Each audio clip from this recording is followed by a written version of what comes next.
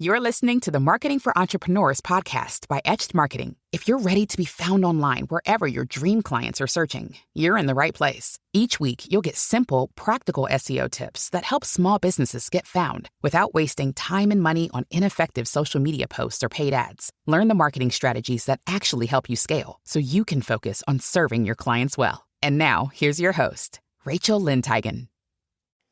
Hi, and welcome back to the podcast. Today, I want to talk about one of the most important things that I see from a foundational SEO standpoint that challenges a lot of my students and clients when we first start working together, because it's very likely that this is also a challenge that you face, and you may not realize why you're finding this to be a little harder or a little more challenging. So when I start working with somebody, the very first thing we talk about is the ideal customer. Who is it that you help? What do you do? What do they need from you? And most people are going to say, Rachel, I know my ideal customer. I'm great. I don't need a refresher on this. But what I find is that very often they don't actually know their ideal customer well enough to really be able to move forward and make progress with search engine optimization, answer engine optimization, generative engine optimization, whatever you want to call it. Google has said it's just SEO, but I know people like all sorts of different terms still. So when we're doing SEO, one of the most important things that we can do is to make sure we know who we're helping. What questions do they have? What information do they need? What challenges do they face? Because this is going to impact everything that we do. So I have several groups of students that are going through the course right now, and they're in different spots because we do a cohort. So one of my students a couple months ago was really challenged a little bit with what keyword to choose for their homepage. And what it came down to was there were 2 or 3 great options that they could use, but they didn't know which of those options their ideal customer used, which then made it very hard to make a confident choice and move forward to start working on the optimization of the page. Because when you don't know what your ideal customer searches for, what words they use, what questions they have, it's very hard to figure out what content to create, what keywords to choose, what questions to answer for the AI-based search. All of this comes together.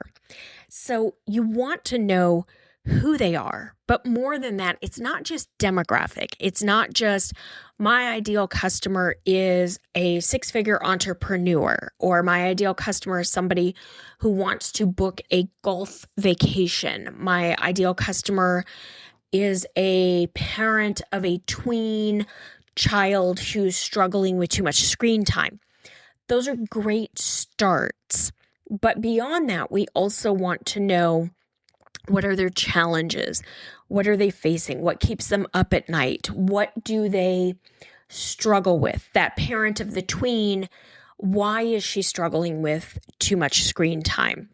Is she burnt out? Is she working long hours? Is she single parenting? Has something gone on in her life where she feels like she doesn't have the support system? Has her child had access to screens maybe for years, and now she's seeing negative impact of that as she's moving into the tween years, but she doesn't know what to do differently because her child's had a tablet for a decade. Those are the type things that we want to think about.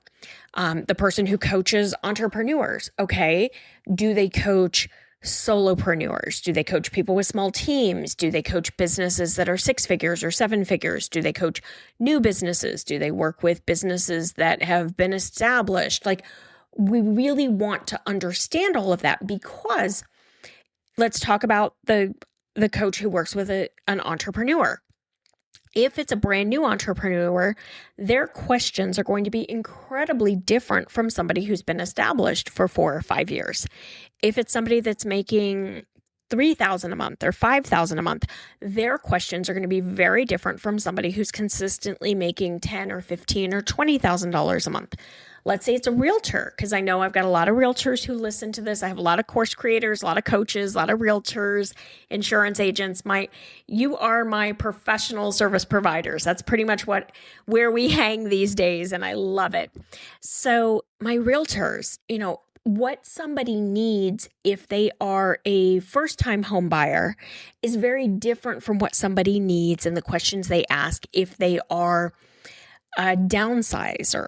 Or I have one student, I was just working with her, we were going through some stuff, and she's actually working on building out some insights and information for people who are helping their parents downsize or have inherited a property, because that's a whole different set of needs.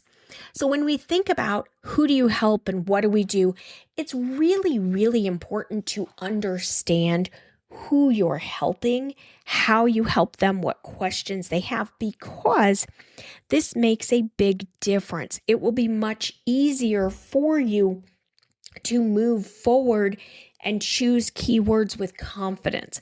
Because when you're first learning SEO, especially as a small business owner, it can feel a little bit overwhelming. But what I found is very often that overwhelm actually comes from not being super clear on our niche or our ideal customer, as much more so than not understanding what to do from an SEO standpoint. I have another case in point. I have another student who we've had a bunch of conversations about this recently, which is why I was like, this is probably a really good topic for the podcast, because this is a pattern I'm seeing, is that we need more help figuring out who we're working with.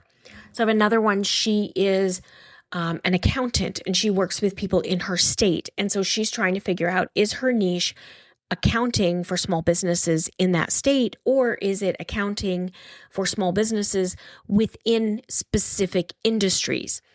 And what you have to think about is like, well, do I want to work with people who are local to me? Do I want to limit myself to people who are only in these industries? Or do I want to maybe expand it out a little bit and say, I do work with these industries, but I work with small businesses. I do accounting for small businesses in my state or in my regional area. Because that's going to change the keywords that she goes after. If she's going after if she's niching down and saying, I work with small businesses, I offer accounting for small businesses in my state, then her keyword is going to be something related to small business accounting in her state for like her homepage.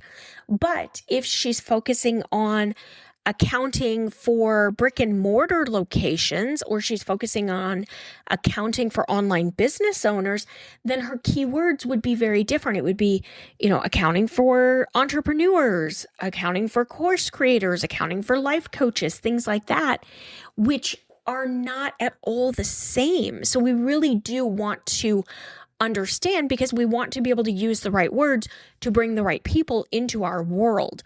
So hopefully that makes sense. You can kind of understand like why this matters. The next thing is we have to figure out then what kind of content to create, what blog posts, what answers to, what questions to answer for AI, all of that. And if we don't know if we're servicing a brand new business owner versus somebody who's been in business for 5 years versus somebody who is earning 6 figures, or if we don't know if we're working with, companies in our local area versus online businesses, or we're not sure, we're a realtor and we say we can help everybody, but we haven't really specialized between move-up buyers or downsizers or people who are helping their aging parents.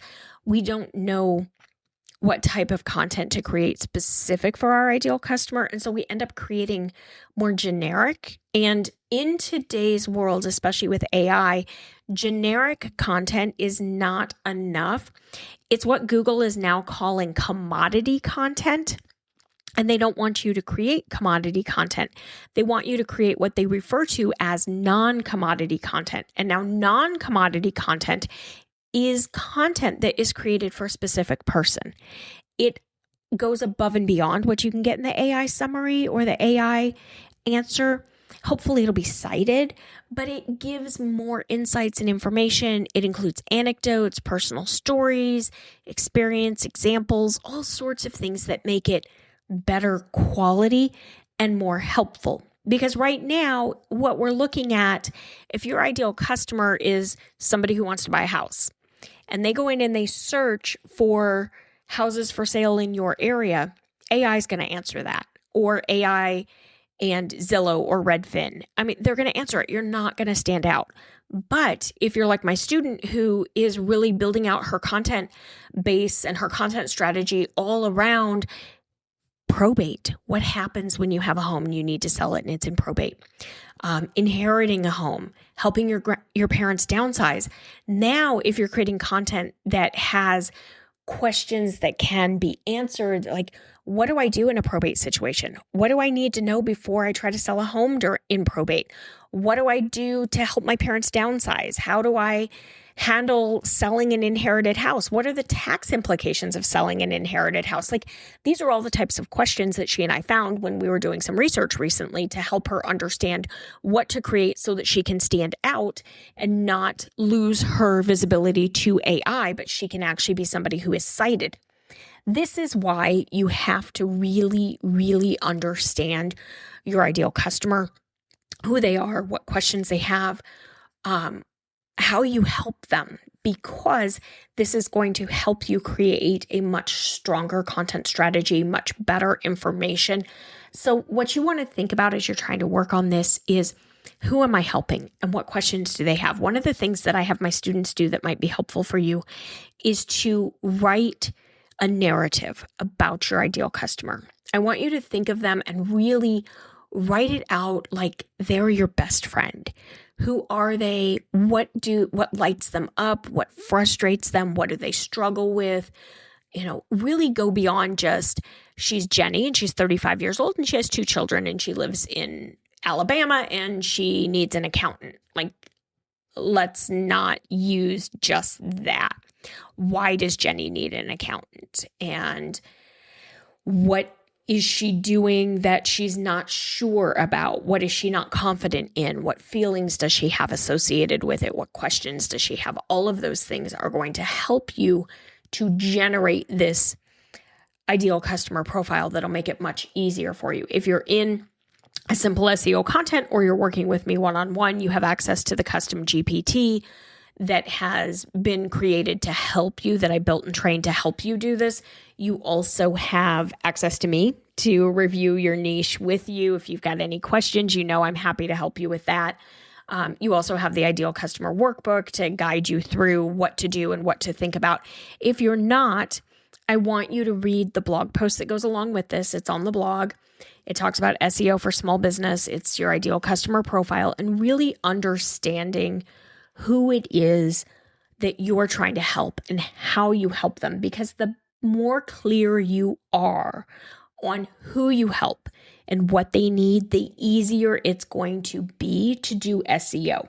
So if you've ever tried to do SEO before and you found yourself kind of stuck, not confident in what keywords to choose or what words your ideal customer would use or what content to create, it's a really, really good chance that you're just not clear enough on your ideal customer yet. And that's what you need to start on. That's where you need to focus your energy first to be able to figure out what you're doing from here. All right, that's it for today. I hope you found this helpful. I will see you back here next week. Bye for now. Thanks for listening to the Marketing for Entrepreneurs podcast. If you're ready to be found online wherever your dream clients are searching, to feel confident in your marketing strategy, and to get actionable steps that make your marketing make sense, get started today with free resources and trainings at etchedmarketing.com/freebies. Don't forget to follow and subscribe to the show wherever you get your podcasts so we can continue to help you grow your business and you never miss an episode. If you found this content helpful, leave a comment, rating, review, or share it with a friend. We'd love to learn what topics we can cover in a future episode to continue to help you grow. We're so happy you're here. Thanks again for joining us, and we'll see you next week.